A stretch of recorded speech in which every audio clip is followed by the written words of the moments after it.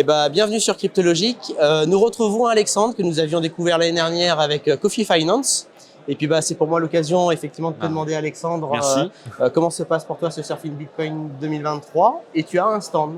Écoute, pour le moment, tout se passe très bien. On était déjà hier sur un plus petit event. Là, on a installé hier, on a commencé ce matin. Et écoute, tout se passe pour le mieux. On a plein de monde sur le stand. En plus, on propose une offre d'essai sur notre solution grand public pour l'occasion du salon. Donc écoute, tout se passe bien. On a rencontré plein de gens, des sociétés, des particuliers qui en ont profité aussi pour nous faire des retours et des suggestions sur l'app.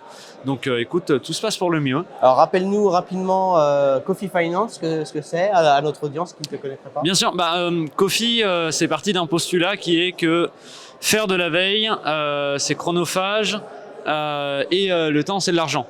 Et surtout, il y a beaucoup de médias qui republient les mêmes informations à partir probablement des mêmes sources. Donc en fait, Coffee, on est un agrégateur de news et de data pour les cryptos. L'idée, c'est qu'on travaille avec des médias partenaires, on est sous contrat avec eux. On va récupérer leurs articles et on va les résumer et les reformuler avec de l'intelligence artificielle pour gagner en temps de lecture. Donc sur un article de 2-3 minutes, on va passer à 20-30 secondes de lecture. Et donc après, on compile tout ça dans une édition où on va avoir un aperçu des marchés, les fameux 3 à 6 articles qu'on va mettre en avant le jour, et un flux personnalisé qui est la grosse nouveauté de 2023. On a mis en place un flux personnalisé, donc on peut définir des mots-clés qui, s'ils sont détectés dans les articles, les titres des articles vont être affichés, donc ça permet d'avoir une veille un peu personnalisée, en plus de ce qu'on propose déjà.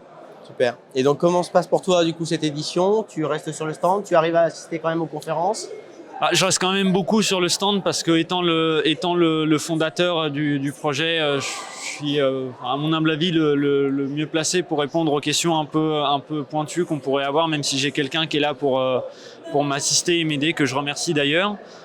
Mais donc je pense que je vais aller me faire quelques conférences, soit aujourd'hui en fin de soirée, là il y en a une qui m'intéresse, ou alors demain au deuxième jour.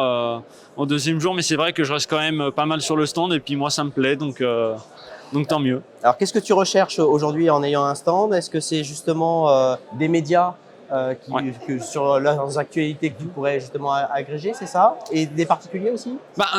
Nous, on a un peu une triple dimension, c'est-à-dire qu'on fait à la fois du média, donc là, ça va être des gens qui ont des médias, on a vu notamment bitcoin.fr qu'on va probablement agréger. On a vu pas mal de particuliers qui étaient intéressés par notre solution pour faire leur veille de tous les jours. Et on a aussi vu des sociétés qui ont des besoins de veille en interne, soit qui souhaitent permettre à travers notre gestionnaire de licence à leurs employés d'accéder à notre plateforme, soit ils veulent mettre sur leur dashboard client, un flux d'actualité. Et dans ce cas-là, on a une solution qui correspond tout à fait à ces besoins-là. D'accord. Quel est le coût? Est-ce que tu peux nous donner une idée justement de coût pour justement quelqu'un qui souhaite être au courant, un particulier qui souhaite... Pour les particuliers, l'offre elle est relativement simple et elle coûte extrêmement cher. C'est 2 € par mois ou 20 € par an. Donc c'est le prix d'un café. Donc notre postulat de base, c'est de dire être au courant de l'actualité et le temps d'un café au prix d'un café.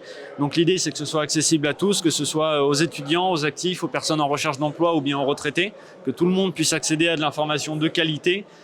L'information de qualité, on la trouve, mais c'est aller la chercher et aller la quantifier, savoir si elle est intéressante, qui est coûteux en temps et en compétences. Donc nous, on apporte cette expertise-là.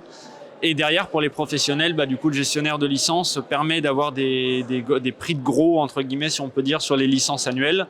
Et les API, derrière, c'est en fonction de la taille de la structure, de pas mal de petits paramètres qui font que derrière, nous, on doit modeler notre infrastructure aussi pour correspondre aux besoins de la structure demandeuse. Et donc tu parlais d'intelligence artificielle, donc c'est quelque chose dans lequel très tôt toi tu avais utilisé justement l'intelligence artificielle, tout à fait. Bien avant qu'on parle de ChatGPT en fait. Ah oui, nous on a été, je pense qu'on a été une des premières boîtes en France sur le secteur crypto, du moins à utiliser ces technologies-là.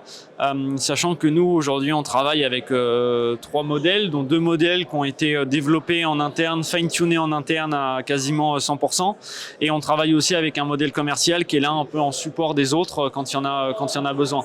Mais c'est vrai que déjà l'année dernière, bien avant la hype ChatGPT, GPT-4, Llama, etc., nous, c'est des technologies qu'on utilisait déjà et d'ailleurs, on continue de faire de la recherche et du développement sur les technologies qui se rapportent à l'intelligence artificielle, au réseau de neurones, etc. Et du coup, tu trouves que ça a très rapidement évolué justement depuis ou alors finalement c'est quelque chose qui était déjà dans les cartons, finalement ChatGPT ça a été mis en avant, mais je dirais toi tu utilisais les outils d'IA et qui déjà bien évolué. Nous c'est des outils d'IA qu'on utilisait déjà, alors c'est sûr qu'on a vu au fur et à mesure qu'on fait résumer des articles, les résumés se sont améliorés en qualité. Au tout début, en janvier 2022, quand on venait de lancer, on avait un taux d'erreur sur les résumés qui était peut-être de 30%. Aujourd'hui, c'est inférieur à 5%. On a réussi à trouver les bons curseurs à mettre aux bons endroits, les bons prompts à donner à notre IA, des choses comme ça, qui font qu'aujourd'hui, on a une techno qui est relativement, qui est extrêmement fiable. Après, c'est vrai que la hype qu'il y a eu un peu autour de tous ces outils, ça a donné un coup de pied dans la fourmilière et on a vu le développement de pas mal d'outils et ça a aussi donné lieu à de la démocratisation des technos, peut-être même un peu trop vite par certains moments. Quelles sont vos ambitions justement chez Coffee Finance? Il y a des projets futurs. Est-ce que vous avez un objectif justement de médias peut-être plus internationaux? En fait, le Coffee, on avait déjà dès le début cette volonté d'aller attaquer l'international dès l'année dernière. Hein. Aujourd'hui, c'est vrai qu'on est extrêmement centré sur la France, les médias francophones. On commence à aller chercher des médias anglophones avec Cryptonomist, Bean Crypto. Là, j'ai mon associé qui est en Inde qui en profite pour aller chercher des médias indiens. On commence à aller démarcher des médias japonais qui ont une expertise qui est différente de celle qu'on peut avoir en Europe, qui n'ont pas du tout les mêmes opinions.